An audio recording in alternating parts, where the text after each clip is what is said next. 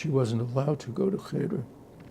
She stood behind the door and listened to the lessons, and that was how she learned.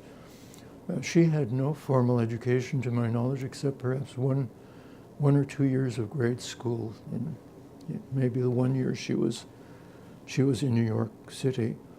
In fact, she said that when she was in school there, she heard the song "Land Where My Fathers Died," and she was terrified because she thought that her father had died.